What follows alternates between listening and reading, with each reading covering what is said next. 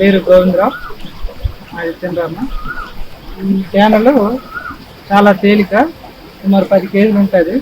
ఈ భుజాన వేసుకొని తేలిగ్గా మన పంట పొలాల్లో కూరగాయలకు కానీ, అంటే వాటర్ సోర్స్ దగ్గరున్న ప్రాంతంలో కూరగాయలు నడుపుకోవడానికి ఈజీగా ఉంటుంది. తేలికైన సోలార్ ప్యానల్ ఇది ఒక రకం అనమాట.